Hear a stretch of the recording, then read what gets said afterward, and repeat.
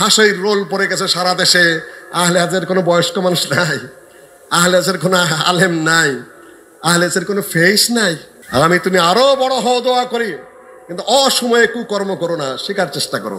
বলবে তুমি এরকম নাম ধরে বলো, হ্যাঁ নাম ধরে বাপ বেটার সামনেই বলি। কম অত সহজে গঠিত হয় না, কোনোদিনও ডাকা হবে না। আমি আমার নিজের নাম কেটে দিলাম, তোমার কমন সেন্স অ্যালাউ করলো না, তুমি কি করবা? মুখপাত্র ধানি খোলায় বলেছে সবাই মুখপাত্র শাস্তে যেও না। আলেম ওলামাদের অবস্থা দেখেন, সাধারণ পাবলিক তো বহু দূরে থাক। বাঙালিরা কেমন কামড়া কামড়ি করে সেটা তো আলেম ওলামাদের দেখলে আপনারা বুঝতে পারবেন। আর আমাদের আলেম ওলামাদের কি দেখেন, ফেসবুকে দেখেন আর বক্তব্যের মঞ্চে দেখেন কত কামড়া কামড়ি, মারামারি, গালাগালি। তো কোথায় আপনি ওই বিপ্লবী কোথায় পাবেন, আর ওই আমানতদারিতা, সততা, ন্যায়পরায়ণতা কোথায় পাবেন? নাই। ওই উন্নত চরিত্র কোথায় পাবেন যেটা মুহাম্মদ সাল্লাল্লাহু আলাইহি ওয়াসাল্লামের ছিল? শুধু তাই নয়, আজ আমরা মুসলমানেরা মক্কার ওই যুগের কাফের মুশরিক কুরাইশদের চাইতেও চারিত্রিক দিক থেকে খারাপ হয়ে গেছে। কেমনে? আবু সুফিয়ান রাদিয়াল্লাহু তাআলা আনহু মক্কা বিজয়ের পূর্বে কাফের মুশরিক কুরাইশদের সর্দার ছিলেন। বদর, উহুদ, খন্দক এই যুদ্ধগুলোতে আল্লাহর নবীর বিরুদ্ধে নেতৃত্ব দিয়েছেন। বদরের যুদ্ধে মুসলমানদের সেনাপতি আল্লাহর নবী, আর মক্কার কাফের মুশরিকদের সেনাপতি আবু জাহাল, আর আবু জাহালের সহযোগী আবু সুফিয়ান। উহুদের যুদ্ধে মুসলমানদের সেনাপতি মুহাম্মদ সাল্লাল্লাহু আলাইহি ওয়াসাল্লাম, আর মক্কার কাফের মুশরিকদের সেনাপতি আবু সুফিয়ান।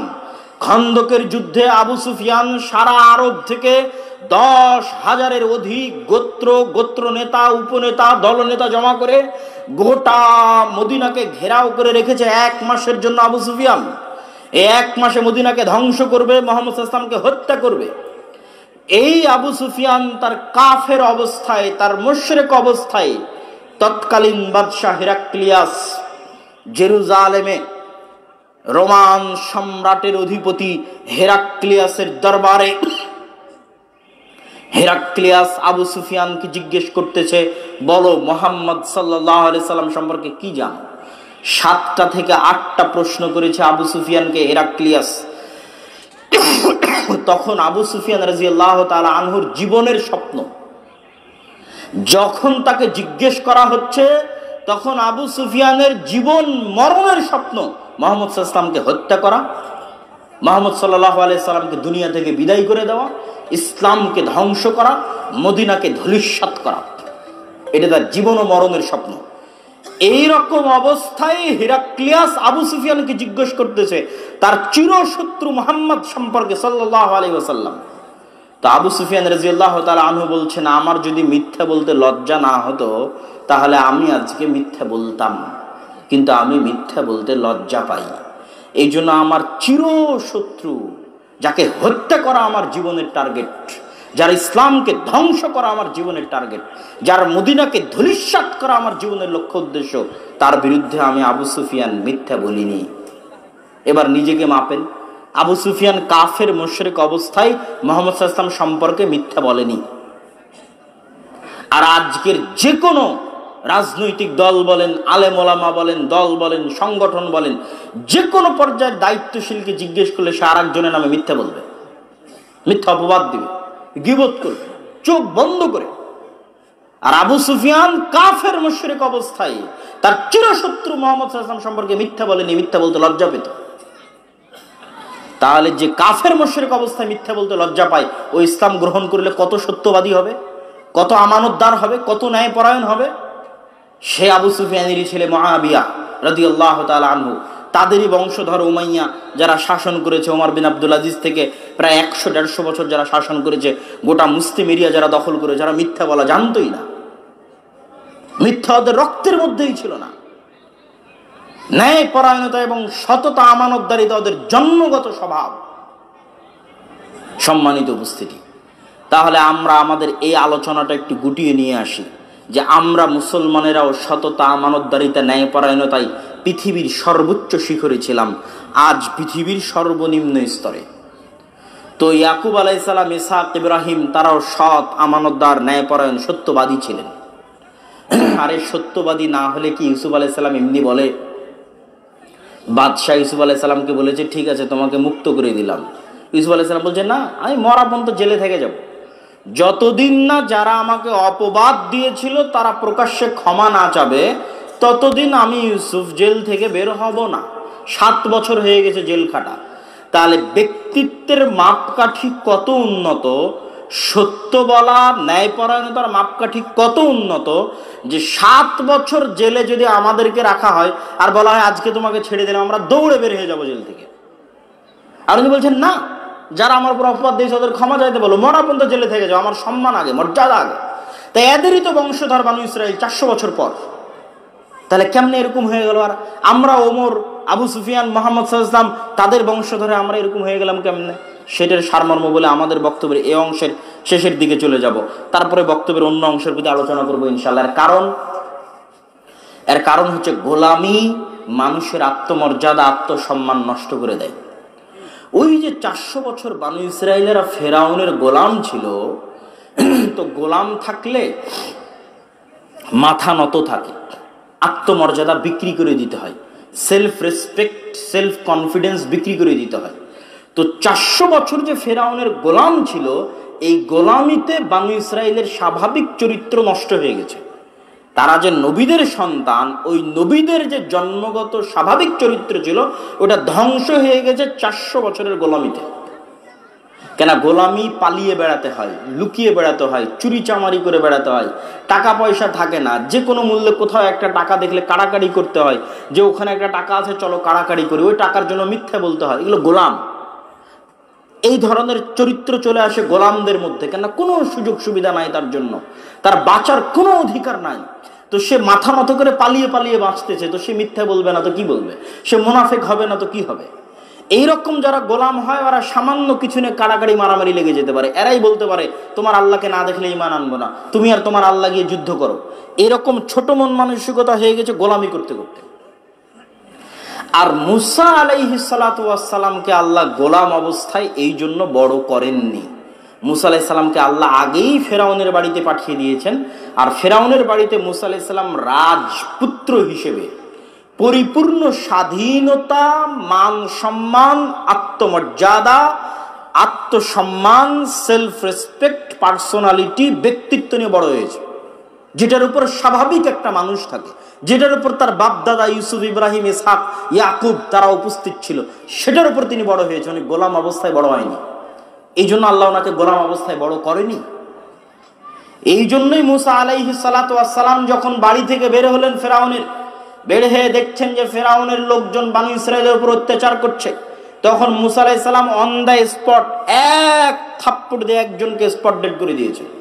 তো এই এক থাপ্পড় মারার জাজবা গোলামের মধ্যে জীবনে আসবে না, গোলাম সাহসী করবে না এই থাপ্পড় মারার। কিন্তু যেহেতু উনি গোলাম ছিলেন না, ফেরাউনের বাড়িতে মানুষ হয়েছেন স্বাধীনভাবে, সম্মানের সাথে, মান সম্মানের সাথে, এই জন্য ওনার সাথে বানু ইসরাইলের মিলত না। ওনার জীবনযাপন চিন্তা ভাবনা একরকম, আর যে বানু ইসরাইলদের ওনাকে নবী করে দেওয়া হয়েছে এরা তো গরু ছাগলের মতো গোলাম অবস্থায় বড় হয়েছে। এরা আর কি করবে? এরা কথায় কথায় ধোকা দেয়, কথায় কথায় মারামারি করে, কথায় কথায় কামড়াকামড়ি করে। এবার আপনি বুঝে গেছেন আমাদের বাঙালিদের অবস্থা। আমরাও ব্রিটিশদের গোলামি করেছি কত বছর? 200, 250, 300 বছর। ব্রিটিশরা আমাদের পিটিয়ে নীল চাষ করিয়েছে, জমির মালিকানা পর্যন্ত ছিল না। কি বলেন আপনি? এসএ পর্চা, সিএস পর্চা খুঁজে দেখেন যে যেই জমিদারের নামে খাজনা দিতেন তার নামে জমি। জমির মালিকানা তো আসছে শেরে বাংলায় ফজলুল হকের সরকারের সময়, যখন জমিদারি প্রথা বিলুপ্ত করা হয়। আর ব্রিটিশরা আমাদের আজীবন শাসন করেছে ডিভাইড অ্যান্ড রুল। তোরা তোরা মারামারি কর, 2 ভাগে ভাগ করে দে, মারামারি কর। তো যখনই আপনি মারামারি করবেন একটা টাকার জন্য, 2টা পয়সার জন্য, তখন কি বলবেন? মিথ্যা বলবেন, দুর্নীতি করবেন, স্বাভাবিক। এই মিথ্যা বলতে বলতে, দুর্নীতি করতে করতে আর মাথা নত থাকতে থাকতে রক্তের মধ্যে ঢুকে গেছে। মিথ্যা বলা, দুর্নীতি করা, ধোকা দেওয়া রক্তের মধ্যে ঢুকে গেছে 300 বছরের গোলামিতে। এটার আরো একটা প্রমাণ দিই। আফ্রিকার মুসলমান যারা স্পেন, ফ্রান্স, ইতালির গোলাম ছিল, আমরা যেমন ব্রিটিশদের গোলাম ছিলাম, তো ব্রিটিশরা আমাদেরকে যে পরিমাণ জুলুম অত্যাচার করেছে তার চেয়ে 1000 গুণ বেশি অত্যাচার আফ্রিকান মুসলমানদের উপর এই ইউরোপিয়ান কান্ট্রিগুলো করেছে। এই জন্য আফ্রিকান মুসলমানদের স্বাভাবিক চরিত্র আরো খারাপ হয়ে গেছে, আরো ধ্বংস হয়ে গেছে। মানে ওরা আমাদের চাইতে মিথ্যা বলতে আরো পটু, আরো ধোকা, আরো ছিনতাই, আরো 2 নম্বরে, আরো দুর্নীতিতে আরো পটু। কেন ওদের উপর ফ্রান্স, ইতালি, স্পেন আরো ভয়ঙ্কর রকমের জুলুম গোলামি চালিয়েছে, 200, 250, 300, এখনো মুক্তি দেয়নি। আমাদেরকে তো নাম কাস্তে হলো ব্রিটিশরা মুক্তি দিয়ে গেছে, ওদেরকে এখনো মুক্তি দেয়নি। এই যে আপনি ফ্রান্সের রাজধানী, ফ্রান্সের আইফেল টাওয়ারের আশেপাশে যখন দেখবেন, যে ইতালির রাজধানীতে যখন দেখবেন যেখানে ছিনতাইকারী কয়জন, তারা কোন ধর্মের অনুসারী, যখন দেখবেন তখন বুঝবেন যে এটা কোত্থেকে আসছে, কিভাবে আসছে, মুসলমানেরা কেন এটার সাথে সম্পৃক্ত। আপনি যখন ইন্ডিয়ার জরিপ করবেন, যে ইন্ডিয়াতে যদি মামলা থাকে চুরি, ছিনতাই, ডাকাতি, রাহাজানি, খুন খারাপি, তার কত পার্সেন্ট মুসলমানদের নামে আর কত পার্সেন্ট হিন্দুর নামে, তখন আপনি বুঝবেন যে গোলামির কারণে কি হয়, স্বাভাবিক সম্মান না থাকলে কি হয়, মর্যাদা না থাকলে কি হয়, গোলামি মানুষকে কত নিম্ন লেভেলে নামিয়ে দিতে পারে সেটা দেখবেন। তো বানু ইসরাইলদের স্বভাব চরিত্র খারাপ হয়েছে গোলামিতে, আমাদেরও স্বভাব চরিত্র ধ্বংস হয়ে গেছে গোলামিতে, কিন্তু এখন বের হয়ে আসতে হবে। এই জন্য আল্লামা ইকবাল ইউরোপ সফর করার পর বলেছিলেন, সবক ফিরসে পর সাদাকত কা, শুজাআত কা, আদালত কা, লিয়া যায়গা তুঝসে কাম, দুনিয়া কি ইমামত কা। মুসলমানেরা, তোমাদের মধ্যে সালাত, সিয়াম, হজ, যাকাত সবই আছে, খালি তোমরা সত্য বলাটা ভুলে গেছো। কেউ আর সত্য বলা জানো না, সকাল সন্ধ্যে সবাই মিথ্যা বলছো।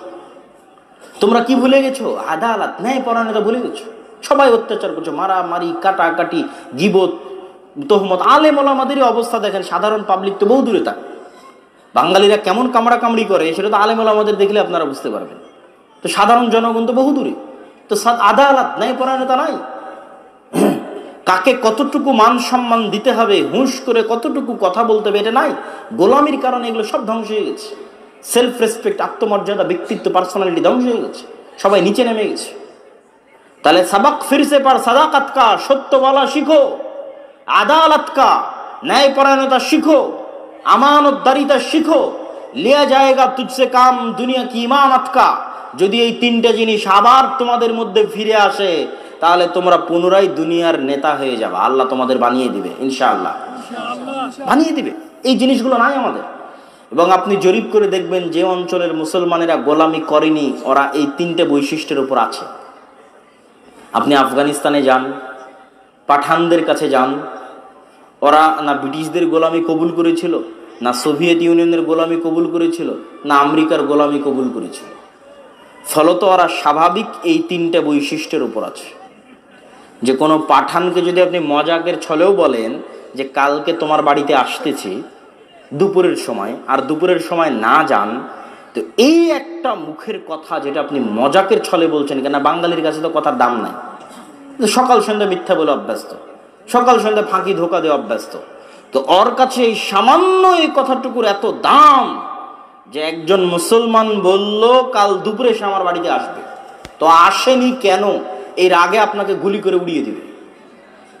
এরকম ঘটনা আছে পাঠানদের মধ্যে, এরকম ঘটনা আছে যে আপনি কোনো পাঠানকে মজাকের ছলেও যদি বলেন কাল দুপুরে তোমার বাড়িতে আসবো, না যান, তাহলে আপনাকে গুলি করে উড়িয়ে দিবে। কেন? ওরা মিথ্যা বলা জানে না, কথা দিলে কথা রক্ষা করা জানে, ন্যায় পরায়ণতা, আমানতদারিতা জানে। কেন? ওরা কোনোদিন গোলামিই করেনি।